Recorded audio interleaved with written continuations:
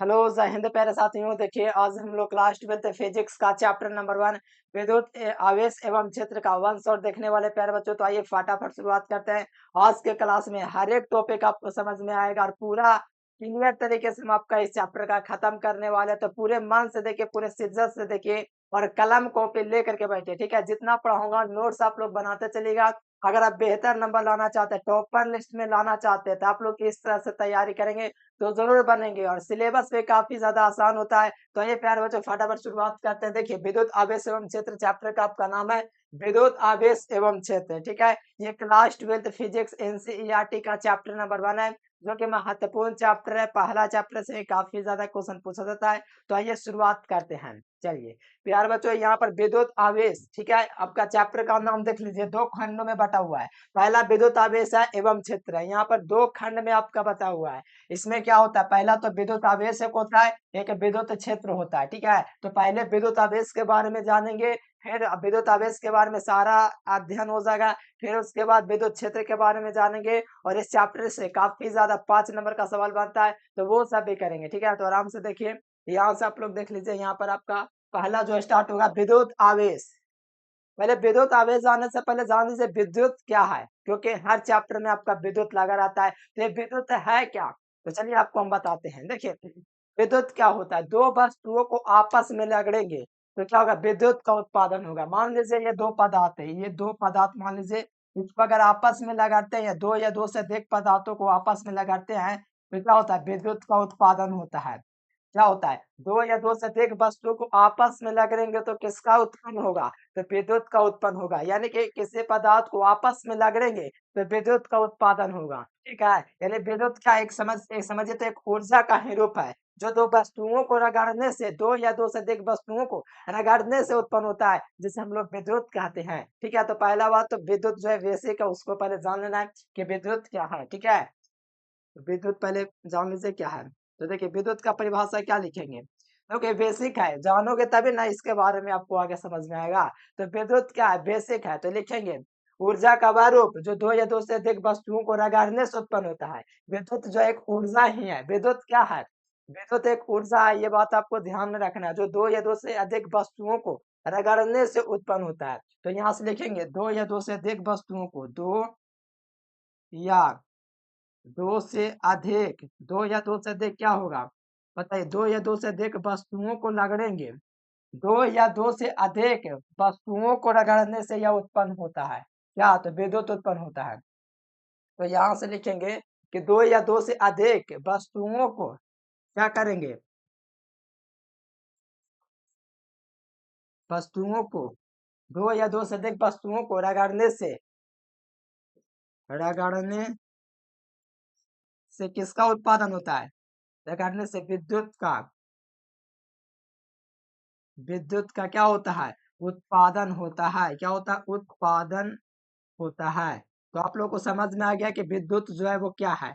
तो विद्युत आपका यह है कि दो या दो वस्तुओं को आपस में रगड़ेंगे तो विद्युत का निर्माण होगा। क्या होगा, ध्यान में रखना है कि विद्युत जो होगा, दो या दो से अधिक वस्तुओं को, ये वस्तुओं को आपस में हम लोग रगड़ेंगे, वस्तु से वस्तु, तो उससे क्या होगा, वहां पर विद्युत का उत्पादन होगा, ठीक है। तो ये होता है विद्युत होता है, एक ऊर्जा का ही रूप होता है। तो विद्युत का परिभाषा हुआ। अब आवेश का परिभाषा, विद्युत आवेश का परिभाषा जानने से पहले आप लोग जान लीजिए इसका जो विद्युत का जो खोज किया था, विद्युत के बारे में जो वैज्ञानिक बताया था, वो था बेंजामिन फ्रैंकलिन। कब, तो लगभग 1800, ठीक है, 1752 ईस्वी के आसपास में बेंजामिन फ्रैंकलिन ने बताया विद्युत के बारे में। देखिए ऐसे बहुत सारे वैज्ञानिक है जो विद्युत आवेश के बारे में, विद्युत के बारे में बताया, लेकिन असली जो प्रमाण है वो बेंजामिन फ्रैंकलिन का ही दिया गया है। यानी कि हम लोग को ध्यान में रखना जब भी कि इसका इसका जो खोज है, इसका जो श्रेय है, जो विद्युत के बारे में जो अध्ययन किया, सबसे पहले वो बेंजामिन फ्रैंकलिन था। देखिए विद्युत, विद्युत का, ठीक है, विद्युत का खोज का श्रेय, ठीक है, विद्युत का क्या क्या अध्ययन जो किया सबसे पहले, यानी कि विद्युत का अध्ययन अध्ययन करने वाला कौन था, करने वाले बेंजामिन फ्रैंकलिन थे। कौन थे, बेंजामिन फ्रैंकलिन। ध्यान में रखना है, नाम को आपको ध्यान रखना है, बेंजामिन, ठीक है, बेंजामिन फ्रैंकलिन, जो कि आवेश का छोटा मात्रक जो होता है यही होता है, बेंजामिन क्या, तो फ्रैंकलिन। तो ये आपका कुछ जो है टॉपिक है जिसका आपको ध्यान में रखना है। ठीक है, विद्युत के बारे में सबसे पहले जो पता लगाया वो बेंजामिन फ्रैंकलिन था। ठीक है, इतना तो आपको ध्यान में रहेगा कि विद्युत का अध्ययन करने वाला कौन था, कौन था, बेंजामिन फ्रैंकलिन, जो कि आवेश का छोटा मात्रक होता है। आगे सब चीज पढ़ेंगे। ठीक है, इन्होंने प्रयोग किया, देखिए ये बेंजामिन फ्रैंकलिन थे प्यारे बच्चों, ये इन्होंने प्रयोग किया एक पतंग के माध्यम से। जैसे कि मैं आपको बताता हूँ, इन्होंने प्रयोग किया क्या, कि मान लीजिए बारिश, जब वो पतंग उड़ा रहा था, ठीक है, तो बारिश आ गई। ठीक है, वो क्या कर रहा था, बेंजामिन फ्रैंकलिन, 1752 ईस्वी की बात है क्या, तो 1752 ईस्वी की बात है कि बेंजामिन फ्रैंकलिन, देखिए पहले शुरुआती का चैप्टर है तो पहले उसके बारे में जो होता है बेसिक, जो गहराई में होता है उसको जानना जरूरी है, तभी ये चैप्टर बढ़िया से आपको समझ में आएगा। ठीक है, तो 1752 ईस्वी में बेंजामिन फ्रैंकलिन एक पतंग उड़ाया। ठीक है, पतंग तो आप सही बच्चे जानते होंगे, उड़ाए भी होंगे। ठीक है ना, तो मान लीजिए ये आपका पतंग है, क्या ये पतंग है, बेंजामिन फ्रैंकलिन ने इस पतंग को उड़ाया। तो इसमें क्या हुआ कि उस समय बारिश हो रहा था, तो इस धागे में क्या हुआ, इसके धागे में क्या हुआ, करंट आ गया। तो इसको क्या लगा, एक झटका लगा बेंजामिन फ्रैंकलिन को। इसमें जो करंट दौड़ रहा है, इसको क्या हुआ, विद्युत का पता चला, इनको करंट लगा। तब जब बिजली कड़की और बारिश हो रहा था, ये धागा क्या था, फेंक गया था। इस कारण से इसमें क्या हुआ, विद्युत का अनुभव किया गया। तो बेंजामिन फ्रैंकलिन ने सोचा कि ये क्या था। उन्होंने पहले इसका खोज किया कि ये झटका किस तरह का था। फिर अगले प्रयोग में उन्होंने इस तरह ये पतंग उड़ाया, और इस पतंग में चावे का गुच्छा आप लोग देखे होंगे, चावे का गुच्छा देखे होंगे। ठीक है, तो चावे का जो गुच्छा था, मान लीजिए इस प्रकार से बिखरा बिखरा होगा। वो क्या हुआ, जैसे इसमें करंट दौड़ा, तो वो ये जितने भी गुच्छे में जो चावे थे, वो क्या हुए, एक दूसरे से क्या होंगे, सट गए। इन्होंने देखा कि आखिरकार ये सटा क्यों, इसी कारण से इन्होंने विद्युत का आगे क्या किया, ये आवेश का खोज किया। ये आवेश के कारण हो रहा है, लेकिन वैज्ञानिक बेंजामिन फ्रैंकलिन को भी पता नहीं है ये क्यों जो है एक दूसरे से, जो चावे का जो गुच्छा है एक दूसरे से क्यों सटा। इसी की खोज करने के लिए उन्होंने कई सारे प्रयोग किया। तो प्रयोग में सबसे पहले उन्होंने प्रयोग जो किया, वो लिया एक क्या, कांच की छड़ लिया। उन्होंने प्रयोग में क्या लिया, कांच की छड़ लिया, 2 कांच की छड़ लिया। ठीक है, यहाँ पर क्या किया उन्होंने, स्वतंत्रता पूर्वक इसको क्या किया, कांच की छड़ को क्या किया, लटका दिया। ध्यान से समझिएगा, इस कांच के छड़ को क्या किया इन्होंने, लटका दिया। ये क्या हुआ, कांच की छड़ हुआ। एक और कांच की छड़ ये लिया, ठीक है, इसको क्या किया, लटका दिया है। ध्यान से समझिएगा। फिर यहाँ पर भी इन्होंने कांच का ही छड़ लिया। ठीक है, इसको भी किससे लटका दिया, इसको भी रॉड से, इसको कांच की छड़ को भी लटका दिया। ठीक है, देखिएगा यहाँ से आपका आवेश का परिभाषा तुरंत बन जाएगा। ये भी क्या है, कांच ही है, ये भी क्या है, कांच ही है। ये क्या है, ये भी आपका कांच है, ये भी कांच है। और इन्होंने एक अगला प्रयोग किया, कांच लिया, और ये क्या, एक दूसरों को प्रतिकर्षित कर रहा था। क्यों प्रतिकर्षित कर रहा था, थोड़ी देर में आपको पता चलेगा। इस देखिए, जब कांच को दोस्तों बिल्ले के खाल से रगड़ा गया, ये दोनों के कांच को बिल्ले के खाल से रगड़ के क्या किया गया, लटका दिया गया। तो किसकी खाल से रगड़ा गया इसको, तो बिल्ले के खाल। बिल्ले के खाल आप लोग देखे हैं ना, या रेशम बोलिए, बिल्ले की खाल, बिल्ले के खाल। ठीक है, बिल्ले के खाल से इसको रगड़ करके क्या किया गया, इस कांच को लटकाया गया। फिर उन्होंने एक प्रयोग और किया, क्या किया, इन्होंने एक और कांच का ही छड़ लिया। ध्यान दीजिएगा, यहाँ पर उन्होंने एक और कांच की छड़ लिया और इसको भी स्वतंत्रता पूर्वक लटका दिया। ये कांच की छड़ है, क्या है, कांच। ठीक है, ये आपका कांच है। एक एबोनाइट की छड़ लिया, क्या चीज का लिया, एक एबोनाइट की छड़ लिया, इसको भी स्वतंत्रता पूर्वक इसी प्रकार इसको भी लटकाया। किससे रगड़ने के बाद, तो बिल्ले के खाल से रगड़ने के बाद इसको भी है इन्होंने क्या किया, लटका दिया। इस छड़ का नाम बताइए, क्या नाम है, एबोनाइट। एबोनाइट, ये एबोनाइट की छड़ है। ठीक है, इसको भी बिल्ले के खाल से ही रगड़ा गया। इसको भी क्या है, बिल्ले के खाल से ही वैज्ञानिक ने इसको रगड़ा। क्या, बिल्ले, बिल्ले के खाल से क्या किया, बिल्ले के खाल से इसको रगड़ा। तो बिल्ले के खाल से रगड़ा, तो देखिए इस पर क्या था कि कांच को जब बिल्ले के खाल से रगड़ा गया, तो ये क्या हुआ, एक दूसरे से प्रतिकर्षित कर रहा था। मतलब इस पर समान आवेश क्या हुआ था, आ गया था। मतलब ये क्या था कि इस पर प्लस प्लस आवेश क्या हो गया था, जमा हो गया था। यानी कि कांच के छड़ को जब बिल्ले के खाल से रगड़ा गया, तो कांच पर था वो कौन सा आवेश जमा हुआ, तो वो प्लस प्लस आवेश जमा हुआ। और यहाँ पर जो कांच है प्यारे बच्चों, इस पर भी प्लस प्लस प्लस प्लस आवेश का क्या हुआ, उत्पादन। यानी कि यहाँ पर आवेश जो यहाँ पर प्लस प्लस आ गया है। अब यहाँ पर देखिए क्या होता है, जब प्लस प्लस आवेश इस पर आ गया तो पता है आपको कि समान आवेश में क्या होता है, जब समान जाति रहता है तो उसमें प्रतिकर्षण होता है।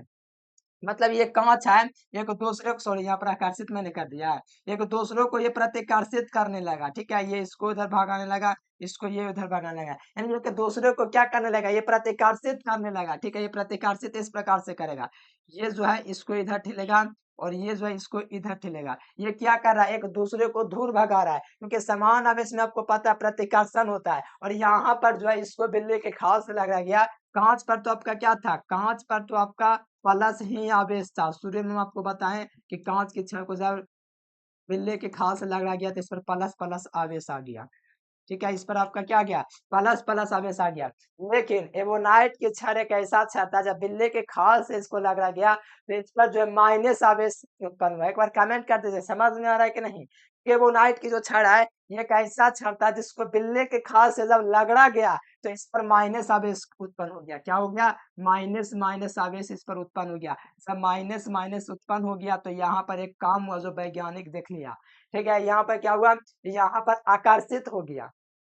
यहाँ पर प्लस माइनस में आपको पता है कि आकर्षण होता है, जब समान जाति रहता है, प्लस प्लस रहता है तो प्रतिकर्षित करता है, प्लस माइनस रहता है तो वो आकर्षित करता है। तो यहाँ पर प्लस माइनस क्या क्या करने लगा, एक दूसरे को आकर्षित करने लगा, ये इधर से खींच रहा है, एक इधर से खींच रहा है, यानी कि इसमें क्या आ गया, आकर्षण गुण आ गया। जबकि इसमें था, ये क्या था, इसमें प्रतिकर्षण था, क्योंकि समान जाति था, दूर ठेल रहा था। लेकिन यहाँ पर प्रतिकर्षण हो गया क्योंकि समान जाति था। और इसमें क्या हो रहा है, आकर्षण हो रहा है, क्यों, तो क्योंकि दोनों का जाति जो है असमान है, एक प्लस है तो दूसरा का माइनस है, तो एक दूसरे को क्या करेगा, आकर्षित करेगा। यानी बेंजामिन फ्रैंकलिन ने 1752 इसमें एक पतंग उड़ाया, 1752 इसमें पतंग उड़ाया तो आंधी तूफान और बिजली कड़कने से उसकी क्या पतंग ढीली क्या हो गई, गीली हो गई। गीली होने से क्या उनको करंट का अनुभव हुआ, तो उन्होंने अगले प्रयोग में उसी प्रयोग को दोबारा किया। तो उसमें क्या किया, वो चाबी जो होता है, चाबी का गुच्छा, उसको लटका दिया। फिर जैसे ही करंट आया उसके उसके पास तो करंट पहुंचा, किसके पास, बेंजामिन फ्रैंकलिन के पास। साथ ही साथ जो चाबी का जो गुच्छा था वो क्या था, एक दूसरे जैसे चाबी का गुच्छा ऐसे था तो वो ऐसे हो गया, ठीक है, ये जो है एकदम आकर्षित हो गया। उसी की खोज के लिए इन्होंने प्रयोग किया, ठीक है, बिल्ली के खाल से कांच की छड़ को रगड़ा, फिर उसको क्या किया, इसको स्वतंत्रता पूर्वक लटका दिया, फिर एक और कांच की छड़ को किससे लग रहा, बिल्ली के खाल से लग रहा है, इसको भी क्या कर दिया, ये भी स्वतंत्रता पूर्वक लटका दिया। बिल्ली के खाल से कांच कांच को बिल्ली के खाल से लगाने पर उस पर प्लस आवेश जमा हुआ, प्लस आवेश जमा हुआ। और यहाँ पर एक दूसरे प्रयोग में बिल्ली के खाल लिया, ठीक है, उसको कांच से लग रहा एक एवोनाइट की छड़, एक अलग से छड़ लिया, तो वहां पर वो नाइट की छड़ था, वहां पर माइनस क्यू वैसा आया, यानी कि प्लस माइनस आकर्षित आकर्षित हो गया, ये प्लस प्लस क्या हो गया, प्रतिकर्षित हो गया। तो यहाँ से आवेश का परिभाषा क्या बनेगा, आवेश किसी पदार्थ का वह गुण है जिसके वह विद्युतीय एवं चुंबकीय क्षेत्र दोनों का अनुभव करता है। कहोगे कैसे, विद्युतीय कैसे, जैसे कि मैंने अभी थोड़ी देर पहले हम आपको बताया है, ठीक है, देखिए थोड़ा देर पहले क्या बताया था कि बेंजामिन फ्रैंकलिन ने पतंग उड़ाया, तो यहाँ पर इसको किस चीज का अनुभव हुआ था बताइए, विद्युत का अनुभव हुआ था कि नहीं, बताइए यहाँ पर आप लोग बताइए कि विद्युत का अनुभव किया था कि नहीं, बेंजामिन फ्रैंकलिन ने किया था, एकदम किया था। फिर अगले में कि देखिए क्या इन्होंने अनुभव किया, फिर अगला में बेंजामिन फ्रैंकलिन ने अनुभव किया कि यहाँ पर क्या हो रहा है, एक तरह से चुंबक का गुण इसमें भी आ रहा है। आकर्षित क्या होता है, जैसे आप लोग देखोगे चुंबक को दूसरे से पास रखेंगे तो वो आकर्षित करेगा, करेगा कि नहीं, देखिए यहाँ पर आकर्षित करने की क्षमता इसमें आप लोग देख पा रहे हैं कि आ गया कि इसमें आकर्षित हो रहा है। तो आकर्षण एक तरह से समझिए तो चुंबकीय गुण होता है, वो आकर्षित करता है, तो एक चुंबकीय गुण भी तो है आकर्षण करना। यहाँ तो हमको पता है कि समान जाति है तो प्रतिकर्षित कर रहा है, लेकिन यहाँ पर असमान जाति है तो आकर्षित कर रहा है। तो विद्युत आवेश की परिभाषा देखिए क्या बनेगा, देखिएगा मैं बोलता हूँ, आवेश किसी पदार्थ का वह गुण है जिसके वह विद्युतीय, विद्युतीय में क्या, पतंग उड़ाया तो इसको विद्युत का अनुभव हुआ, बेंजामिन फ्रैंकलिन से। और चुंबकीय गुण में क्या हुआ कि यहाँ पर आप लोग देखिए कि यहाँ पर चुंबक की तरह क्या हो रहा है, आकर्षित कर रहा है, तो चुंबकीय गुण हो गया। बहुत आसान, अगर मेहनत से आप लोग देखे होंगे तब कभी भी आवेश का परिभाषा नहीं भूलेंगे। देखिए हम आपको लिखवा रहे हैं, क्या नाम है, विद्युत आवेश, विद्युत आवेश क्या परिभाषा बोलेंगे, बोलिए प्यार बच्चों, आप लोग बोलने का प्रयास कीजिएगा, ठीक है। देखिए आवेश किसी पदार्थ का वह गुण है, देखिए लिखेंगे यहाँ से आवेश, क्या लिखेंगे किसी आवेश किसी पदार्थ का, आवेश किसी पदार्थ का क्या है, वह गुण है, वह गुण है, कौन सा गुण है बताइए। आवेश किसी पदार्थ का वह गुण है जिसके आवेश किसी पदार्थ का वह गुण है जिसके जिसके वह विद्युतीय जिसके वह विद्युतीय एवं जिसके वह विद्युतीय पतंग उड़ाया तो विद्युत का अनुभव किया, करंट लगा, तो यहाँ से क्या हो जाएगा वह जिसके विद्युतीय एवं क्या बोलेंगे, विद्युतीय एवं चुंबकीय क्षेत्र, विद्युतीय एवं चुंबकीय क्षेत्र दोनों का क्या किया, अनुभव किया है, विद्युतीय एवं चुंबकीय क्षेत्र दोनों का क्या किया, दोनों का क्या किया, अनुभव किया, अनुभव करता है या उत्पन्न करता है बोल सकते हैं, ठीक है, क्या बोल सकते हैं, आवेश किसी पदार्थ का वह गुण है जिसके वह विद्युतीय एवं चुंबकीय क्षेत्र का अनुभव करता है या उत्पन्न करता है, दोनों में से कोई भी लिख सकते हैं। आवेश किसी पदार्थ का वह गुण है जिसके वह विद्युतीय एवं चुंबकीय क्षेत्र दोनों का क्या करता है, अनुभव करता है, क्या कहलाता है बताइए आप लोग कमेंट बॉक्स में, करता है क्या कहलाता है, आवेश कहलाता है, क्या कहलाता है, आवेश कहलाता है, आवेश कहलाता है।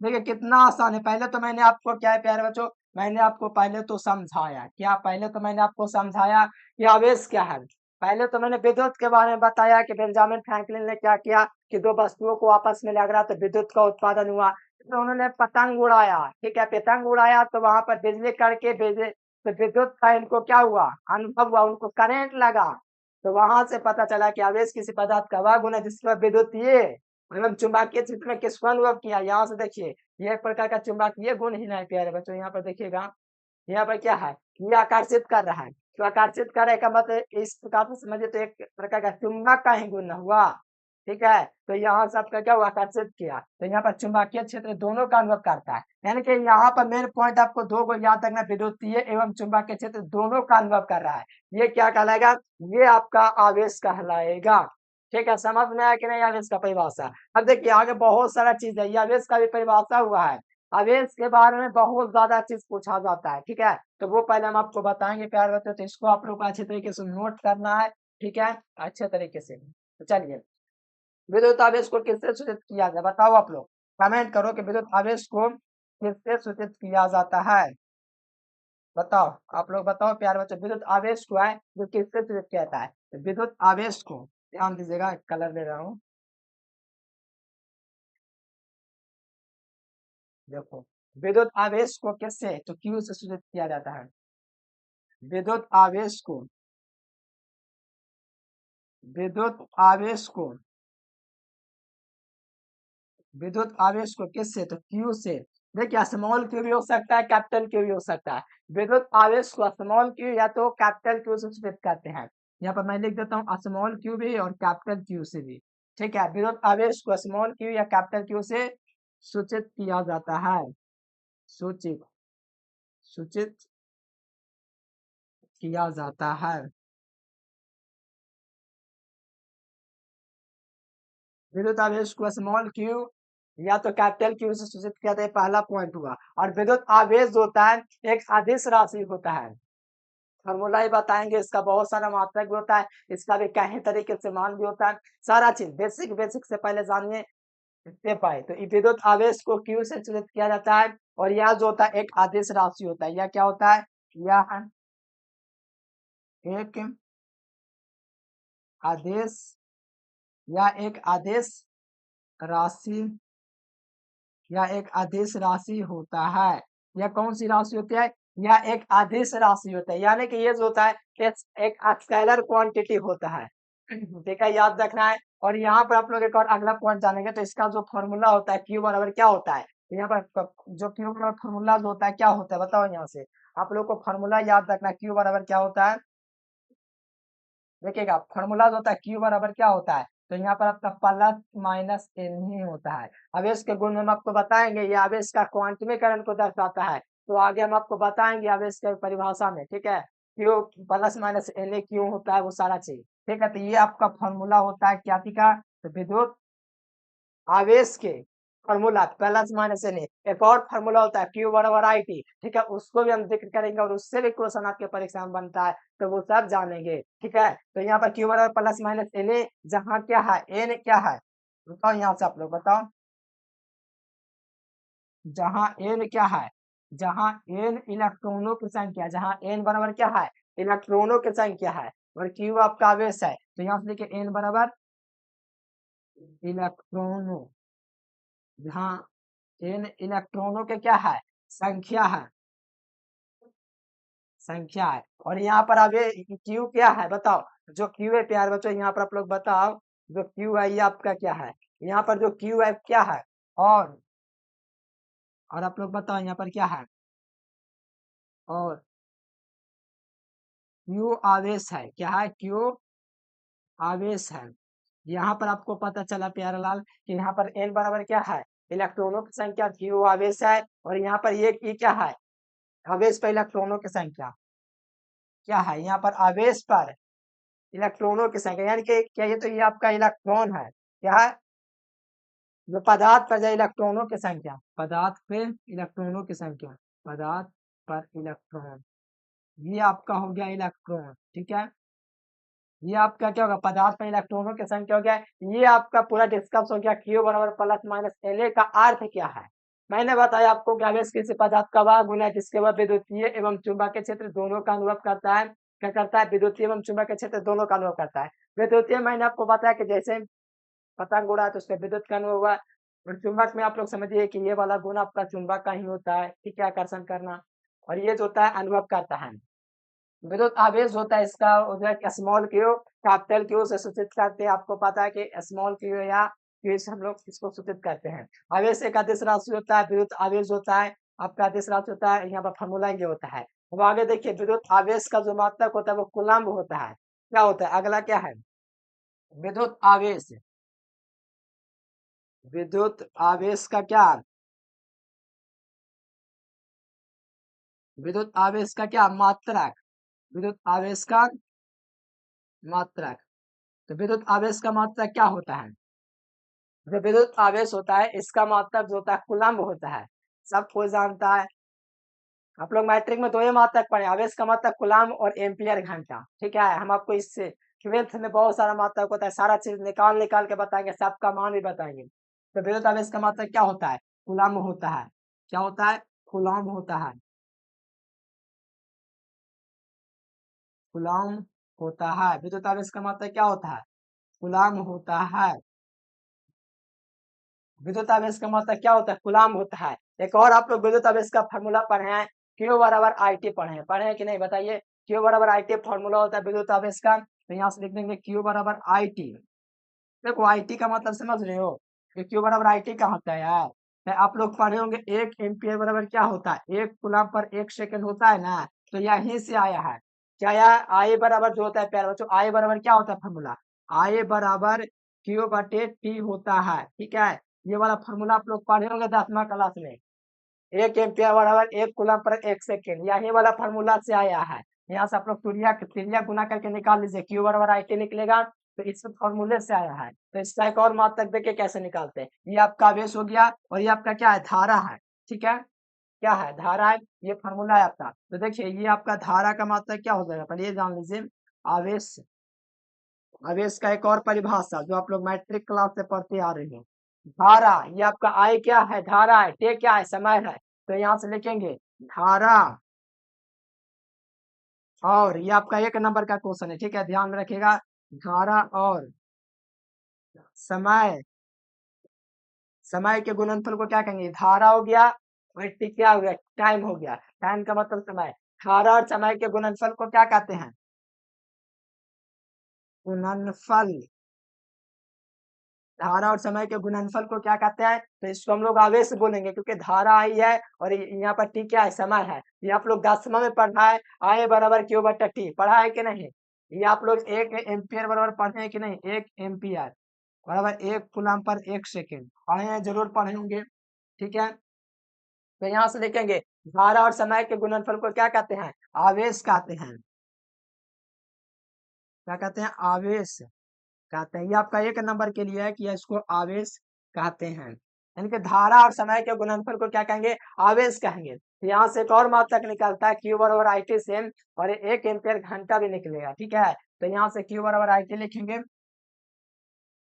Q बराबर IT। तो यहाँ से देखिए धारा का मात्रक क्या होता है? धारा का मात्रक बताइए, I का मतलब क्या हुआ? धारा। धारा का मात्रक बताइए क्या होता है? धारा का जो मात्रक होता है, प्यारे बच्चों बताओ आप लोगों का क्या होता है धारा का मात्रक? ठीक है, ये आप लोग का स्टार दे दीजिएगा इसको, या तो मात्रक लिख लीजिएगा अन्य मात्रक। अन्य मात्रक देखिए, इसका जो Q बराबर IT जो होता है, ये क्या होता है? फार्मूला होता है। ये धारा के नियम से 10वीं क्लास में पढ़े हैं। धारा गुना क्या होता है? धारा हुआ आए और टे क्या हुआ? समय हुआ। तो धारा गुना समय का मात्रक। बताओ समय का मात्रक बताओ और धारा का मात्रक बताओ, देखो कितना सारा मात्रक निकल जाएगा। देखो पहले आवेश के बारे में जान लेंगे, मैंने आपको पहले ही बता दिया है, जितना भी बनेगा पूरा जानेंगे। धारा का मात्रक क्या होता है? तो धारा का जो मात्रक होता है क्या होता है? धारा का मात्रक एम्पियर होता है। क्या होता है? एम्पियर होता है। धारा का मात्रक क्या हो जाएगा? एम्पियर हो जाएगा। और समय का मात्रक क्या होता है? तो समय का मात्रक सेकेंड। क्या होता है? सेकेंड। तो यहाँ से लिखेंगे इंटू में क्या? तो सेकेंड। क्या हो जाएगा? सेकेंड। सेकेंड। ठीक है, धारा का मात्रक क्या हो गया? देखिए, धारा का मात्रक एम्पियर, समय का मात्रक सेकेंड। किसका हो गया? आवेश का मात्रक। ये किसका मात्रक हो रहा है? आवेश का। और एक और देखो, देखो समय का मात्रक कहीं कहीं जो है सेकंड मिलता है, या एम्पियर घंटा भी मिलता है। ठीक है, समय का मात्रक एम्पियर घंटा मिलता है, सेकंड मिलता है। क्योंकि 3600 सेकंड बराबर क्या होता है बताइए? 3600 सेकंड बराबर आपका होता है 1 घंटा। ठीक है, तो यहाँ पर घंटा का जगह क्या लिख सकते हैं? या तो यहाँ पर हम लोग करके लिख सकते हैं, इसका एक और मात्रक क्या लिख सकते हैं?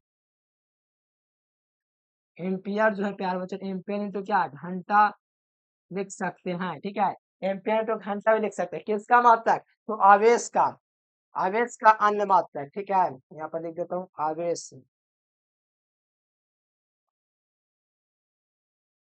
आवेश का अन्य मात्रक जो है देखिए, Q बराबर IT के फॉर्मूला से यहाँ के 10वां में आप लोग पढ़े हैं Q बराबर IT। ठीक है, तो यहाँ पर धारा का मात्रक गुना समय का मात्रक, तो एम्पियर सेकंड हो गया, एम्पियर इंटू घंटा हो गया, 2 मात्रक। ठीक है, तो ये दोनों मात्रक आपको ध्यान में रखने हैं। इसको मैं घेर देता हूँ। ठीक है, तो मेन मेन पॉइंट है। हम्म। आप लोग अच्छे तरीके से इसको थोड़ा कर लीजिएगा। ठीक है ना मेरे प्यारे स्टूडेंट? एकदम। यहाँ पर क्या हो जाएगा? इसका मात्रक जो हो जाएगा, ये भी मात्रक हो जाएगा, और ये भी इसका मात्रक हो जाएगा। ठीक है, दोनों मात्रक आपको ध्यान में रखना है। ठीक है, और ये जो होता है फॉर्मूला होता है Q बराबर IT का फॉर्मूला मैंने यहाँ पर दिया है। ठीक है, इसको मात्रक निकालने के लिए इसका एक और मात्रक कूलाम होता है, और 1 एम्पियर घंटा भी होता है। क्या होता है? 1 एम्पियर घंटा भी होता है। ठीक है, 1 एम्पियर घंटा क्या होता है? 1 एम्पियर। 1 एम्पियर घंटा बराबर क्या होता है? 1 एम्पियर, और ये आपका घंटा। 1 एम्पियर घंटा बराबर क्या होता है? तो आपको ध्यान में रखना है, ये 3600 कूलाम के बराबर होता है। ये 1 एम्पियर घंटा जो होता है कितना होता है? 3600 कूलाम के बराबर होता है। ठीक है, चलो यहाँ पर मैंने आपको बताया 1 एम्पियर घंटा जो कि आवेश का ही मात्रक है। मैंने लिखा है कि आवेश का अन्य मात्रक, तो आवेश का अन्य मात्रक एम्पियर इंटू सेकंड भी हो जाएगा, एम्पियर इंटू घंटा भी हो जाएगा। ये थोड़ा आप लोग ध्यान में रखेंगे। ठीक है, चलो यहाँ पर 1 एम्पियर घंटा बराबर क्या हो जाएगा? 3600 गुलाम हो जाएगा। इसको थोड़ा ध्यान में रखेगा कि 1 एम्पियर घंटा जो होता है 3600 गुलाम के बराबर होता है। अब आवेश का सबसे बड़ा मात्रा क्या होता है? सबसे छोटा मात्रा क्या होता है? वो भी बताते हैं। ठीक है, देखिए जो विद्यार्थी स्क्रीनशॉट करना चाहते हैं, लास्ट में हम सारा चीज बता देंगे कैसे स्क्रीनशॉट करना है। ठीक है, वैसे नोट्स करते चलिएगा। जैसे आप लोग नोट्स इसका करना चाहते हैं तो ये सबका कर सकते हैं, या स्क्रीनशॉट कर सकते हैं, बाद में लिख लीजिए। मेन यहीं से चालू हुआ है आपका परिभाषा। ठीक है, फिर आगे देख लीजिए। आपका ये वाला रहा, स्क्रीनशॉट लेना चाहते हैं, लिखना चाहते हैं, लिखते हुए चलिए। फिर आपका मैंने अभी बताया कि 1 एम्पियर घंटा जो होता है 3600 कूलम के बराबर होता है। और आवेश का एक छोटा मात्रा क्या होता है, बड़ा मात्रा क्या होता है प्यारे बच्चों, ये आज हम आपको बता देते हैं। ठीक है, आवेश का देखिए मैट्रिक में क्या था कि आवेश का मात्रा कूलम पढ़े, और क्या पढ़े? अधिक से अधिक एम्पियर घंटा, एम्पियर सेकंड, उसके आगे ना ना तो आप पढ़िए आप लोग। आवेश का सबसे छोटा मात्रक क्या होता है? पहले जानिए आवेश का बड़ा मात्रक। आवेश का बड़ा मात्रक, बड़ा मात्रक क्या होता है आवेश का? आवेश का जो बड़ा मात्रक होता है वो आपका फैराड होता है। क्या होता है? आवेश का बड़का मात्रक जो होता है वो आपका फैराड होता है। क्या होता है? फैराड होता है, जिसे हम लोग एफ से सूचित करते हैं। एक एफ बराबर जो होता है क्या होता है? एक एफ बराबर जो होता है प्यारे स्टूडेंट्स क्या होता है? आवेश का बड़का मात्रक फैराड होता है। तो एक फैराड जो होता है, एक फैराड होता है 96,500 कूलम के बराबर होता है। 96,500 कूलम, ये जो है एक फैराड बराबर होता है। ये आप लोग अगर जानते हैं तो अच्छी बात है, नहीं जानते हैं याद रखिएगा। एक फैराड होता है 96,500 कूलम, जो कि आवेश का सबसे बड़ा मात्रक होता है, बिगेस्ट यूनिट ऑफ चार्ज।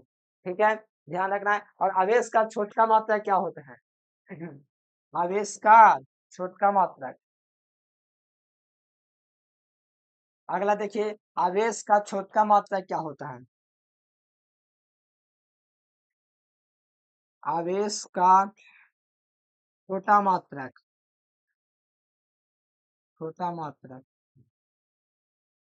देखिए आवेश का जो छोटा मात्रक होता है वो क्या होता है? तो आवेश का छोटा मात्रक फ्रैंकलिन होता है। क्या होता है? फ्रैंकलिन।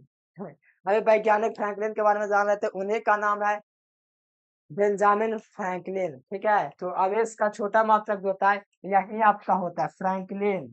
क्या होता है बताइए प्यारे बच्चों? जो आवेश का छोटा मात्रक होता है क्या होता है? फ्रैंकलिन होता है। फ्रैंकलिन तो जानते होंगे आप लोग, ऐसे लिखना है फ्रैंक लेन, आपको लिखना है फ्रैंकलिन। यहाँ से फ्रैंकलिन हो गया। फ्रैंकलिन क्या होता है? एफ आर होता है। क्या होता है? F R. ये क्या होता है? एफ आर होता है। एक फ्रैंकलिन का मान कितना होता है? एक फ्रैंकलिन जो होता है उसका मान कितना होता है? सबसे छोटा मात्रक होता है, बड़ा मात्रक लगभग एक 1 लाख कूलम के बराबर होता है एक फैराड। और एक फ्रैंकलिन जो होता है इतना छोटा होता है कि मत कहिए। एक फ्रैंकलिन जो होता है कितना होता है? तो ये जो होता है प्यार बच्चों लगभग 10 पॉइंट, ठीक है, यहाँ लिख देते हैं 10.35। ध्यान दीजिएगा 10.35 गुना 10 की घात, ठीक है, गुना 10 की घात कितना होता है? -10 गुलाम। यहाँ पर हिंदी में भी लिख देता हूँ। एक फ्रैंकलिन, एक फ्रैंकलिन जो होता है कितने के बराबर होता है? 10.35 गुना 10 की घात -10 गुलाम के बराबर होता है। ये आवेश का सबसे छोटा मात्रक होता है। और आवेश का जो इलेक्ट्रोमैग्नेटिक मात्रक होता है वो 1 कूलम भी होता है। ठीक है, चलिए किसी को कोई दिक्कत है तो कमेंट कर दीजिएगा, ठीक है, मैं देख लूंगा। ठीक है, आवेश का छोटा मात्रक क्या होता है? फ्रैंकलिन होता है। एक फ्रैंकलिन जो होता है इतने मान के बराबर होता है। ये तो था जो मेन टॉपिक था। अब आप लोग देख लीजिए आगे भी आपका होता है। जैसे 1 कूलम क्या होता है, एक स्टैंड कूलम क्या होता है, वो सारा चीज हम आपको अब बताने वाले हैं। ठीक है, तो तैयार है तो लिख दीजिए, लिख दीजिए तैयार है कर। ठीक है, और पहले देख लीजिए आवेश का बीमा अभी तक नहीं बताया, तो बीमा भी बता देते हैं फिर जानेंगे। ठीक है, आवेश की बीमा लिख लीजिए। आवेश की बीमा, आवेश की बीमा क्या होती है? फॉर्मूला क्या होता है? क्यू बराबर आई टी होता है। क्यू बराबर क्या होता है? आई टी होता है। तो क्यू बराबर आई टी तो फॉर्मूला होता है। साथ में इसका बीमा लिखना है तो यहाँ पर बगल में लिखते हैं कि धारा की बीमा, धारा की बीमा इनटू क्या हो जाएगा, यहाँ पर से लिखते हैं धारा की बीमा, थोड़ा बढ़िया से लिख दें, धारा की बीमा गुना किसका? धारा का बीमा गुना कितना? समय की बीमा, समय का बीमा। इधर अगर नहीं देखा तो मैं आपको बोल दूं, इधर समय का बीमा लिखा हुआ है। धारा का बीमा क्या होता है? धारा का जो बीमा होता है वो आपका ए होता है। क्या होता है? धारा की जो बीमा होती है वो आपकी ए होती है। और टाइम का जो बीमा होता है वो क्या होता है? तो टाइम की बीमा टी ए होता है। तो देखो यहाँ पर आवेश की जो बीमा निकलेगी वो आपका एटी निकलेगी। क्या निकलेगी? आवेश की जो बीमा है क्या निकलेगा? एटी निकलेगा। और आवेश की बीमा लिख देंगे, आवेश बीमा। आवेश की बीमा ये आपका क्या हो गया, 80 हो गया, ध्यान में रहेगा। आवेश की बीमा क्या हो जाएगा, 80 हो जाएगा। मैंने कैसे निकाला, तो आप लोग जानते हैं आवेश की बीमा क्यू बराबर आई टी फॉर्मूला थोड़ी देर पहले हम आपको बताए हैं, देख लीजिए। क्यू बराबर आई टी फॉर्मूला, ठीक है। कौन से नियम से, तो धारा के नियम से, धारा बराबर आवेश बटे टाइम, ठीक है, ये मैंने आपको बता दिया है, देख लीजिए यहाँ से। फिर आवेश की जो बीमा होता है क्यू बराबर आई टी, यहाँ पर आपका क्या है, आवेश क्यू है, और यहाँ पर आपका क्या है, आई धारा, टी आपका समय है। तो धारा का जो बीमा होता है, धारा का जब भी बात आएगा, आई की जब भी बात आएगा, तो आई का बीमा आई का बीमा ए होता है, और समय के बीमा या घंटा का बीमा क्या होता है, टी होता है। तो आवेश का बीमा क्या निकल गया, एटी निकल गया। इसको ध्यान में रखना है, क्योंकि आप आगे जितना भी क्वांटिटी निकालेंगे आवेश की बीमा यूज होगा, ठीक है। चलिए अगला आप देख लीजिए, इसको नोट कर लीजिएगा, नोट कर लीजिए, स्क्रीन शॉट कर लीजिए। चलिए अभी आपका हो गया। अब अगला आपका आता है कि एक कूलम, जैसे कि आप लोग पढ़े कि एक कूलम कितने ईएसयू के बराबर होता है, आपकी परीक्षा में पूछा जाता है। जैसे कि एक कूलम क्या होता है, एक कूलम, एक कूलम मतलब क्या है, एक कूलम, ठीक है, मतलब क्या हुआ, एक कूलम किसके बराबर होता है, किसके बराबर बताओ। एक कूलम जो है किसके बराबर होता है, जानते हो, तो जान लो। एक कूलम जो होता है, फिर गुना 10 की घात कितना, 9, फिर गुना 10 की घात 9 ESU, स्पष्ट लिख दें, फिर गुना 10 की घात 9 क्या होता है, ESU होता है। ESU का फुल फॉर्म क्या होता है, इलेक्ट्रोस्टैटिक यूनिट, ध्यान दीजिएगा, इलेक्ट्रोस्टैटिक यूनिट मतलब विद्युत, यानी कि इलेक्ट्रोस्टैटिक्स का ये यूनिट है। और इसी को एक और नाम दिया गया, यहाँ पर क्या नाम दिया गया है, ESU को ही एक और नाम दिया गया, जिसे हम लोग बोलते हैं stat coulomb, stat coulomb.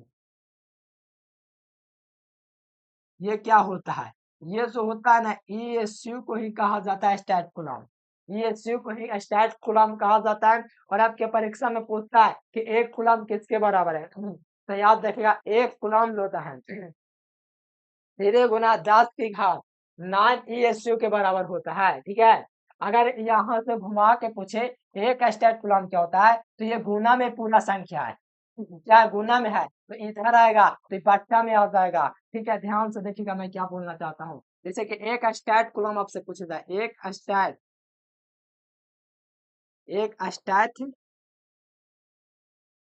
Coulomb आपसे पूछे, ठीक है, एक स्टैट कूलम पूछे, या आपसे एक ESU पूछे, क्या ESU, इलेक्ट्रोस्टैटिक यूनिट। अगर एक स्टैट कूलम पूछे तो ये गुना में है मेरे प्यारे लाल, यहाँ से गुना में इधर आएगा तो एक कूलम के नीचे में आ जाएगा, मतलब ये जो हो जाएगा 1/3 गुना 10 की घात क्या हो जाएगा, 9 हो जाएगा, इंटू में कूलम हो जाएगा, ऐसे हो जाएगा, क्या हो जाएगा, ऐसे हो जाएगा। इसको अगर बढ़िया से सरिया के लिखेंगे तो 1/3 गुना 10 की घात -9, ये आपका क्या हो जाएगा, कूलम हो जाएगा, किसके बराबर, तो एक स्टैट कूलम के बराबर है, ठीक है। ध्यान में रखना, ये आपके परीक्षा में पूछता है। ये कैसे हुआ तो मैं आपको बता दूं, ये आपका जो ये जो आपको दिख रहा है मेरे प्यारे लाल, ये आपका गुना में है, गुना में है, ये सब आएगा तो बट्टा में जाएगा कूलम के नीचे में, तो देख सकते हो कूलम के नीचे में है आपका, ठीक है। तो ये जो 10 की घात नीचे है ऊपर जाएगा तो माइनस में हो जाएगा, इतना तो आप लोग समझ सकते हो, 12th के स्टूडेंट हो।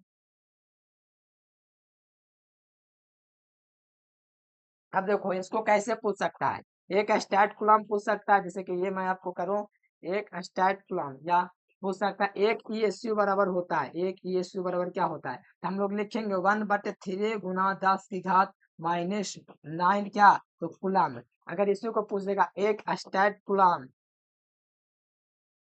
एक स्टैट कूलम, तो एक स्टैट कूलम क्या होगा, यही होगा जो आपका दिया हुआ है, ठीक है। अब कंफ्यूजन तो नहीं ना होगा, बता दो आप लोग एक बार बता दीजिए कि नहीं, अब तो कभी दिक्कत नहीं होगा जिंदगी में, ऐसा क्वेश्चन आ जाएगा एकदम फाड़ देंगे, ठीक है। दोनों एक ही चीज है, तो ये आपका होता है, कोई दिक्कत है किसी को बताइए। तो इतना आपको जरूर करना है कि एक ESU जो होता है 1/3 गुना 10 की घात -7 होता है और एक स्टैट कूलम्ब होता है इसके बराबर होता है। दोनों क्वेश्चन आपके परीक्षा में पूछा हुआ है, तो इसको आप लोग अच्छी तरीके से करेंगे, ठीक है।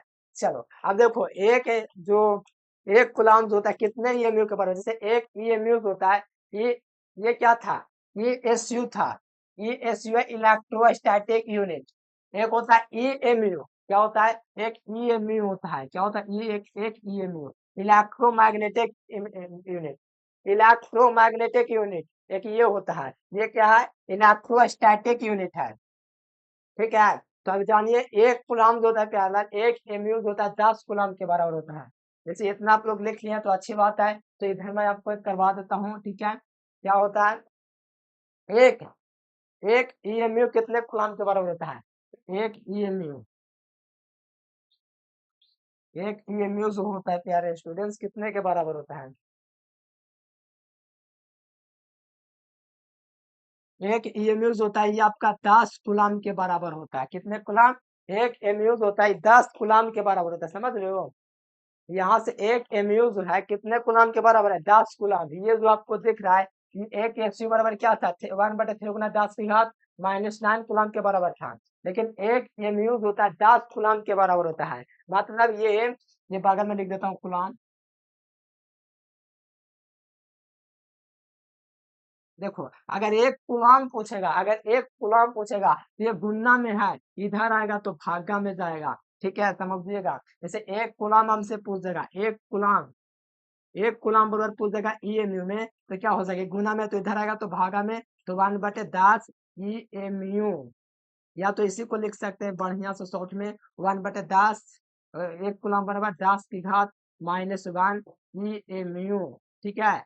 ऐसे भी लिख सकते हैं ना, जैसे कि यहाँ पर एक एक एमयू बराबर 10 कूलम्ब होता है, ठीक है। तो यहाँ पर एक कूलम्ब बराबर क्या हो जाएगा, तो एक कूलम्ब बराबर जो हो जाएगा ये गुना से भाग में आएगा तो 1/10 EMU हो जाएगा। तो एक एमयू एक कूलम्ब बराबर, इसको पावर में लाएंगे, इससे ऊपर नीचे जाएगा ऊपर, तो क्या होगा, -1 होगा, ठीक है। तो ये आपका एक कूलम्ब बराबर क्या हो जाएगा, 10 की घात -1 EMU हो जाएगा, ठीक है।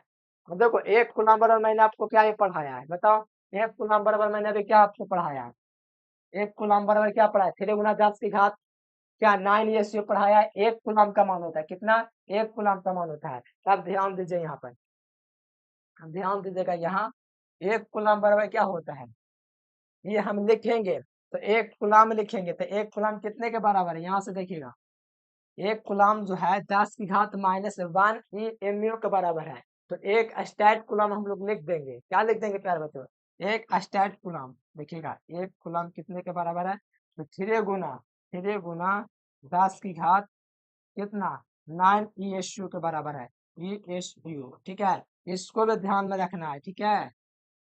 ये दोनों में कंफ्यूज मत करना, ये तीनों में, ठीक है। ये सब मेन मेन पॉइंट है, इसको रोज करिएगा, देखिएगा तो आपको कहीं पर किसी भी दिन दिक्कत नहीं होगा, ठीक है।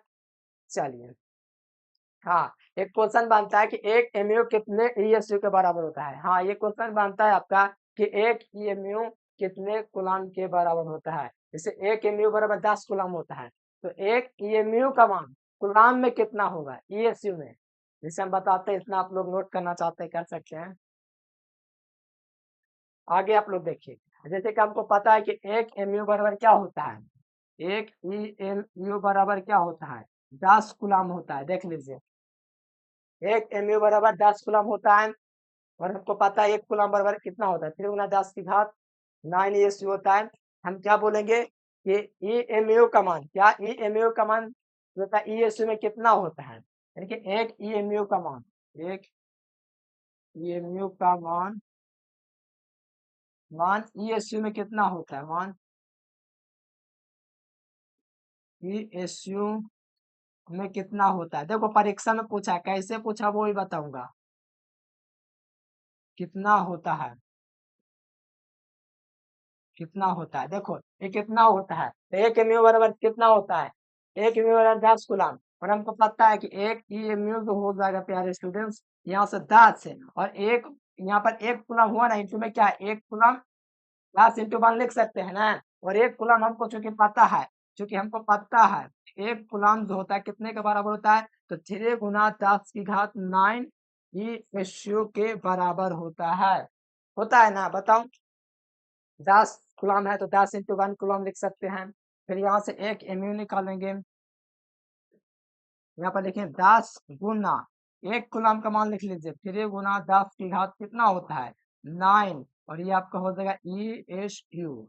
तो यहाँ से कितना हो जाएगा एक ई एम यू का मान 10, ये क्या हो जाएगा गुण आधार सेम होता है पावर जुड़ता है, तो देखिए इसका आधार और इसका आधार सेम है तो पावर क्या हो जाएगा जुड़ जाएगा, तो 3 गुना 10 की घात क्या हो जाएगा 10 ई एस यू हो जाएगा।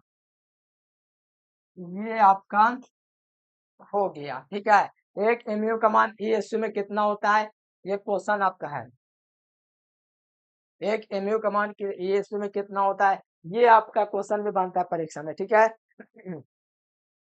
तो इतना होता है, इतना आप लोग कर लीजिए, ठीक है। दिक्कत नहीं ना, देखो एक एमयू 10 गुलाम के बराबर होता है, तो एक गुलाम को मैंने गुणा में लिखा 10 इंटू 1 गुलाम, ठीक है। एक गुलाम का मान इतना होता है, जितना मैंने रखा, आधार से होता है पावर जुड़ जाता है, तो यहाँ पर क्या हो जाएगा आधार से मतलब कि 10, यहाँ पर देखिए आधार से में 10 था, तो इसका पावर क्या हो जाएगा, इसका एक है तो इसका एक और एक क्या हो जाएगा 9 1 10 हो जाएगा, ठीक है। चलिए अब आपका क्या आएगा, इसका अन्य मात्रक भी अब देख लेते हैं। जैसे इसका अन्य मात्रक क्या क्या होता है, जैसे अन्य मात्रक में हो गया 1 nano coulomb, 1 milli coulomb, 1 micro coulomb, 1 pico coulomb, तो ये सब भी आपको अब जानना है। जैसे अन्य मात्रक में देख लीजिए,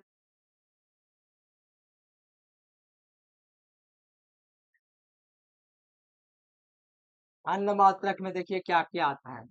पहला बात 1 मिली कुलाम कितना होता है, जैसे हमें हम लिखे यहाँ पर एमसी का मतलब क्या आप लोग समझते हैं, एमसी का मतलब क्या समझते हैं, क्या समझते हैं एमसी का मतलब, एमसी का मतलब होता है मिली कुलाम, माइक्रो कुलाम नहीं। माइक्रो कुलाम ऐसे होता है कि म्यू सी, ये होता है क्या मौसी नहीं म्यू सी, ठीक है। एमसी का मतलब क्या मिली कुलाम, म्यू सी का मतलब क्या हुआ, ये म्यू जो होता है ना म्यू ऐसे, ये माइक्रो कुलाम इसको बोलते हैं। फिर एक एनसी होता है, एनसी का मतलब नैनो कुलाम, एक होता है पीसी मतलब होता है पिको कुलाम, ठीक है। तो यही आपको समझना है, तो ये क्या लिखेंगे, एक क्या लिखेंगे एक मिली कुलाम लिखेंगे, क्या लिखेंगे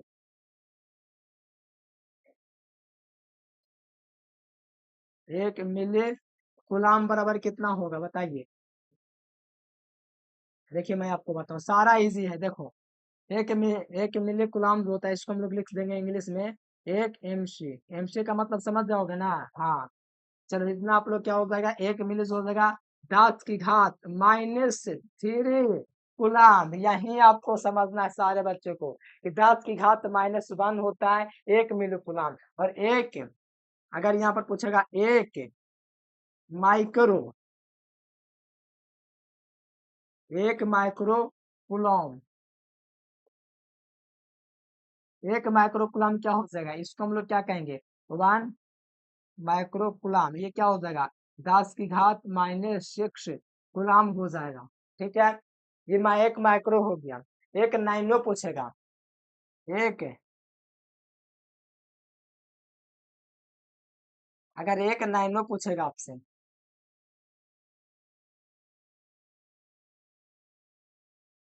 एक नाइनो, एक नाइनो कुलॉम क्या हो जाएगा एक एनसी हो जाएगा, ठीक है। एक एन से क्या हो जाएगा 10 की घात -9 क्या हो जाएगा गुलाम हो जाएगा। समझ में आ रहा है कि नहीं, बहुत ज्यादा आसान चीज है। मैं पूरा प्रयास कर रहा हूँ आपको एकदम अच्छे तरीके से समझ में आए, जो भी दिक्कत हो आप लोग बताइएगा, ठीक है। अभी देखिए परिभाषा उतना नहीं आ रहा है क्योंकि आवेश के बारे में इतना पूछा जाता है, इसी कारण से आवेश के बारे में इतना बता दे रहे हैं, ठीक है। एक नैनो हुआ, फिर आगे क्या आएगा बताओ, एक एक पिको भी आएगा, देखो ये सब ऑब्जेक्टिव में पूछा जाता है इसलिए करवा रहे हैं। एक पिको गुलाम, एक पिको गुलाम क्या होता है एक पीसी, एक पैसे क्या होता है बताओ, एक पैसे जो होता है किसके बराबर होता है, तो 10 की घात -12 गुलाम के बराबर होता है, ये आपका होता है। ठीक है। अब इसी को पलट के कैसे पूछ सकता है, इतना आप लोग जानते हैं, इतना आपको क्लियर रखना है। अगर न्यूमेरिकल में आप लोग बढ़िया करना चाहते हैं तो ये सब जो है न्यूमेरिकल में यूज होता है। अब देखो इसी को घुमा के पूछ देगा या करके, या पूछ देगा एक कूलम बराबर क्या होता है, तो एक कूलम इस उल्टा है, ठीक है, ये उल्टा इस से पाएगा तो सीधा हो जाएगा, मतलब ये जो हो जाएगा कितने के बराबर, एक कूलम बराबर पूछेगा तो 10 की घात 3 माइक्रो कूलम, 10 की घात 3 माइक्रो, मैं सॉरी मिली कूलम। अगर एक कूलम यहाँ से अगर पूछेगा, अगर यहाँ से या करके लिखते जाता हूँ, या एक कूलम यहाँ से पूछेगा तो 10 की घात 6 माइक्रो कूलम, ये समझ में आ रहा है। इसको बस सीधा कर दे रहा हूँ, ठीक है। ये 10 की घात 6 है, इधर आएगा तो क्या हो जाएगा, 10 की घात +6 हो जाएगा। 10 की घात -9 है बराबर के इधर आएगा तो सीधा हो जाएगा। 10 की घात -12 है तो बराबर के इधर आ जाएगा तो सीधा हो जाएगा। तो यहाँ पर भी थोड़ा जो है इसको थोड़ा ध्यान में रखना है। एक कूलम बराबर आपका हो जाएगा 10 की घात 9, ठीक है, इनसे भी हो जाएगा।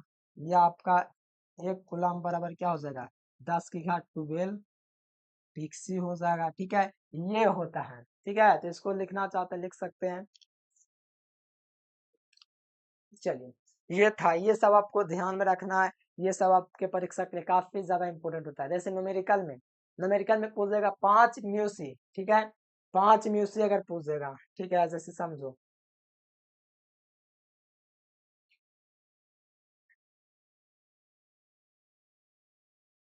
देखो जैसे आपके परीक्षा में पूछ देगा जैसे पूछ दिया हमसे क्या,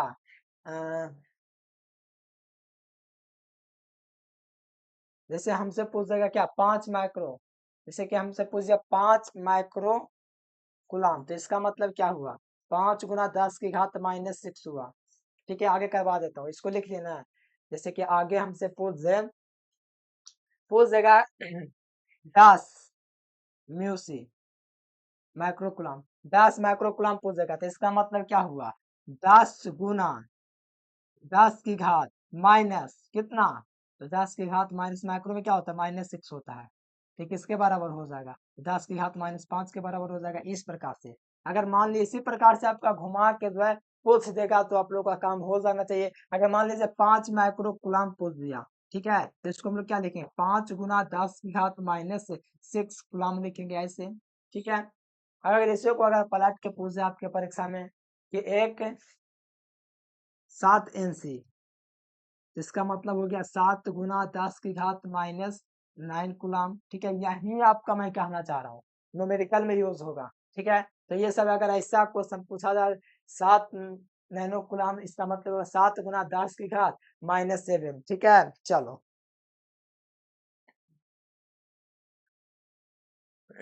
चलो बहुत बढ़िया। अब देखो अगला आप लोग देखो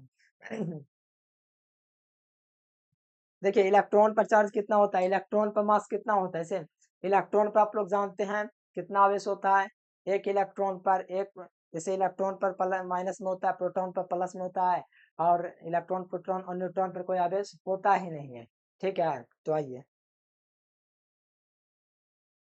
अगला आप लोग देख लीजिए, एक एक इलेक्ट्रॉन पर कितना चार्ज होता है, -1.6 × 10 की घात माइनस, हिंदी में लिख दो, एक इलेक्ट्रॉन,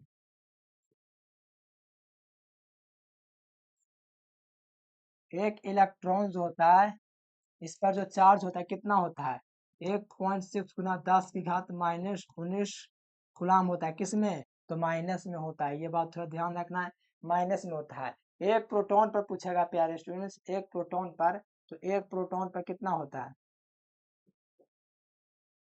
एक प्रोटॉन पर कितना होता है बताइए, एक प्रोटॉन पर जो होता है एक पी पर कितना होता है, इस पर जो होता है +1.6 × 10 की घात -19 गुलाम होता है, प्लस में होता है।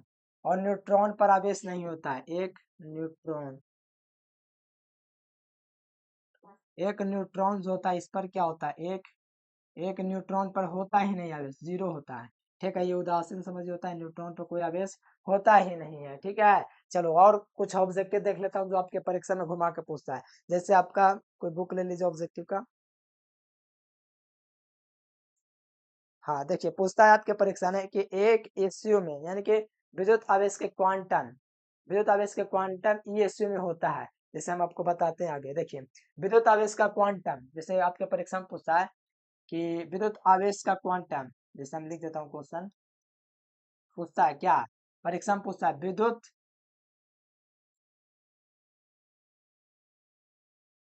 आवेश का quantum, quantum quantum E S U में होता है, ई एस यू में होता है। तो विद्युत, ये आपको बढ़िया से लिखना है, ठीक है, क्योंकि पूछा हुआ क्वेश्चन है। विद्युत आवेश का क्वांटम ई एस यू में कितना होता है, विद्युत आवेश का क्वांटम कितना होता है, 1.6 गुना 10 की घात माइनस 19 क्या होता है, कूलम होता है। और ई एस यू में पूछा जा रहा है, बताओ ई एस यू में हमसे पूछा जा रहा है, जाहिर सी बात है एक ई एस यू बराबर कितना कूलम होता है, हमको नहीं पता है एक ई एस यू में कितना कूलम होता है, बताइए आप लोग। ये विद्युत आवेश का क्वांटम है, एक ईएसयू में जो होता है कितने कूलम होता है, पहले ये आप लोग बता दीजिए सभी बच्चे, ठीक है। पहले सुझाव लीजिए, ये विद्युत आवेश का क्वांटम होता है एक कूलम बराबर क्या होता है, सीधे गुना 10 की घात 9 ईएसयू होता है। ये किसमें था, कूलम में था।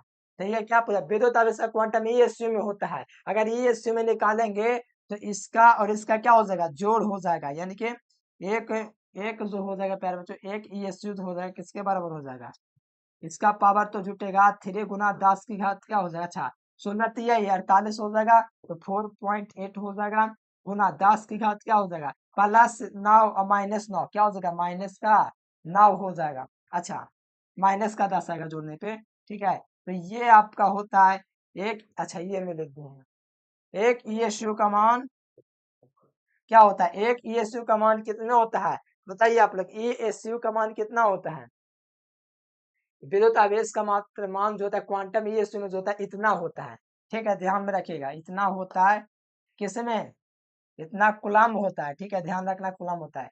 एक ईएसयू में कितना कूलम होता है, तो इतना कूलम होता है, एक कूलम इतना होता है। और आपको पता है कितना होता है आपका क्या, इलेक्ट्रॉन, विद्युत आवेश का क्वांटम, तो ईएसयू में इतना कूलम होता है, ये आपको ध्यान में रखना। देख लीजिए आपका परीक्षा में पूछा गया 2000,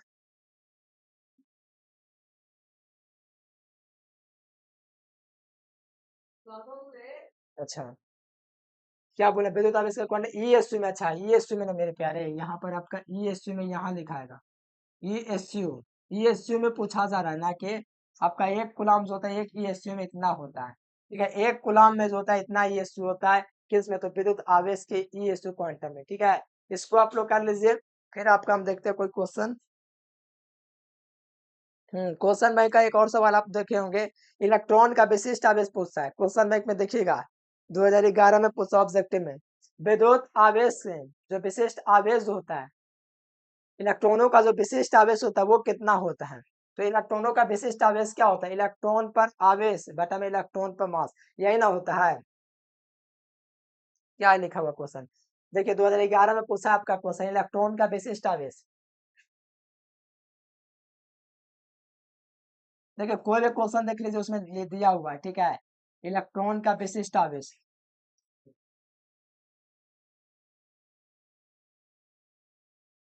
विशिष्ट आवेश, इलेक्ट्रॉन पर विशिष्ट आवेश कैसे निकलता है, जैसे देखो इलेक्ट्रॉन का विशिष्ट क्या होता है, इलेक्ट्रॉन पर कूलम बटा में इलेक्ट्रॉन पर मास, इलेक्ट्रॉन पर कूलम कितना होता है, इलेक्ट्रॉन पर कूलम, इलेक्ट्रॉन पर कूलम बटा में इलेक्ट्रॉन पर मास, इलेक्ट्रॉन पर द्रव्यमान, बताओ इलेक्ट्रॉन पर कितना कूलम होता है, नहीं बताए हैं, लिख लो। एक इलेक्ट्रॉन पर जो मास होता है, इलेक्ट्रॉन पर, अच्छा इलेक्ट्रॉन पर कूलम तो पता है आपको, इलेक्ट्रॉन पर मास नहीं पता है, तो इलेक्ट्रॉन पर मास कितना होता है, 9.1 गुना 10 की घात कितना होता है, -31 kg होता है, यही ना होता है एक इलेक्ट्रॉन पर द्रव्यमान, और इलेक्ट्रॉन पर चार्ज तो आपको पता होगा 1.6 गुना 10 की घात -19 कूलम होता है, ठीक है। और मास जो होता है कितना होता है, 9.1 गुना 10 की घात कितना होता है, -31 kg होता है। इसको अगर आप लोग बनाइएगा ना प्यारे स्टूडेंट्स, इसका मान कितना आ जाएगा, कि विद्युत आवेश का जो विशिष्ट मान होता है, इसका जो मान आएगा क्वेश्चन बैंक में देखिएगा तो गलत मिलेगा, लेकिन आपको सही ध्यान में रखना है 1.8 होता है। देख लीजिएगा क्वेश्चन बैंक में गलत दिया हुआ रहता है। 1.8 गुना 10 की घात क्या होता है, +11 कूलाम प्रति केजी होता है।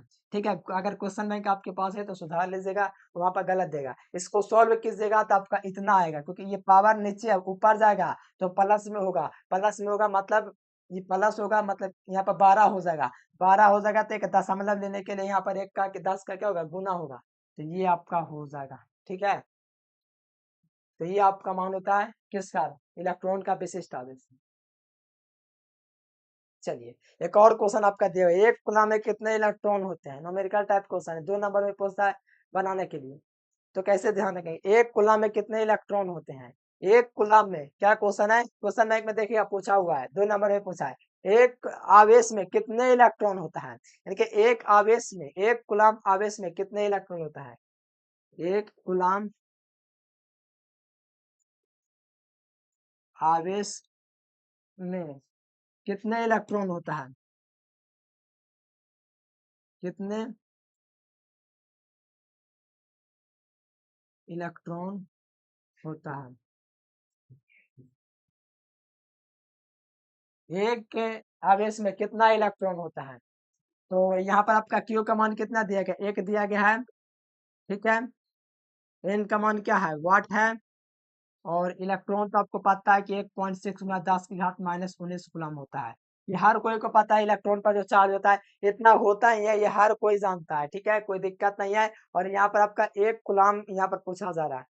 ठीक है, चलिए इसी टाइप का क्वेश्चन आपके परीक्षा में आते हैं। तो क्यू बराबर एन ए का फॉर्मूला मैंने आपको कहीं बताया, क्यू बराबर एन ए। ठीक है, क्यू का मान आपका 1 है। ठीक है, एन का मान हमें पता नहीं है। ठीक है, एन का मान पता नहीं है। और ई आपका कितना दिया गया, तो 1.6 गुना 10 की घात -19 कूलम। ठीक है, हाँ, फिर एन का मान निकालेंगे तो एन का मान निकलेगा 1/1.6 गुना 10 की घात -19 कूलम। ठीक है, फिर देखिए इसको आप बनाइएगा। ठीक है, तो ये ऊपर जाएगा, जैसे यहाँ पर आप लोग देखिए इसको अगर आप बनाइएगा आगे, जैसे इसको बनेगा एन का मान तो ये ऊपर जाएगा। ठीक है, एन का मान ऊपर, तो ये ऊपर जाएगा तो 1/6 हो जाएगा। 1 बटे क्या हो जाएगा, 1.6 से गुना ये क्या हो जाएगा, ये ऊपर चला जाएगा, गुना 10 की घात क्या हो जाएगा, ये 19 हो जाएगा, ये कूलम। ठीक है, इसको अगर मान निकालिएगा तो आपका कितना आ जाएगा, 6.25 गुना 25 गुना 10 की घात जो है 18 कूलम, ये आपका निकलता है। ठीक है, यही आपका मान निकलता है प्यारे स्टूडेंट्स। ठीक है, एक यहाँ पर क्या, एक आवेश में कितना इलेक्ट्रॉन होता है, इसका मान यहीं से निकलता है। ठीक है, किसी को कोई दिक्कत नहीं, इतना मान निकलता है। ठीक है, एक आवेश में कितना इलेक्ट्रॉन होता है, तो इतना सारा आवेश होता है एक आवेश में। ठीक है, तो ये जो होता है आपका 2 नंबर में पूछा जाता है, तो इसको ध्यान रखेंगे।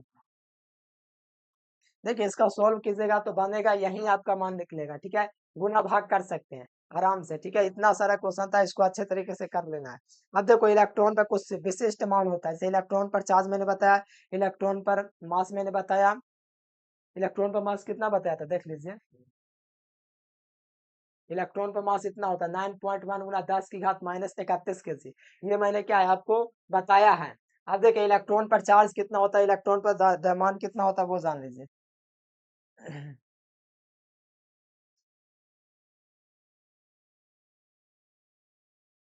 जैसे इलेक्ट्रॉन पर कितना चार्ज होता है, एक इलेक्ट्रॉन पर कितना चार्ज होता है, 1.6 गुना 10 की घात -19 कूलम।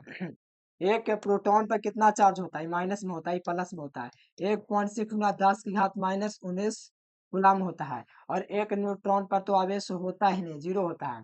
ठीक है, अब देखिए मास, देखिए एक इलेक्ट्रॉन पर मास कितना होता है, एक इलेक्ट्रॉन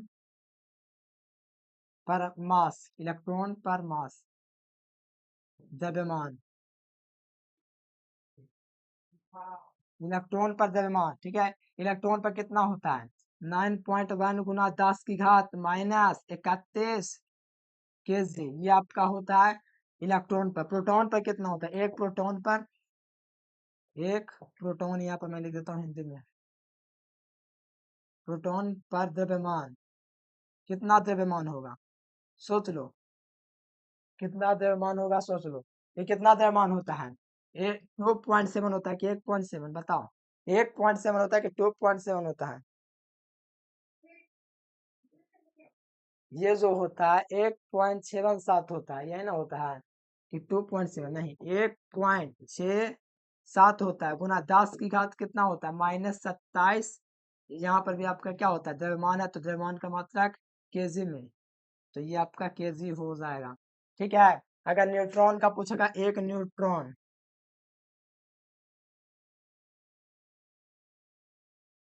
न्यूट्रॉन पर आवेश द्रव्यमान कितना होगा, तो इतना ही द्रव्यमान इस पर होगा 1027 kg। ये इतना आपको कर लेना है, ठीक है, एक नंबर के लिए।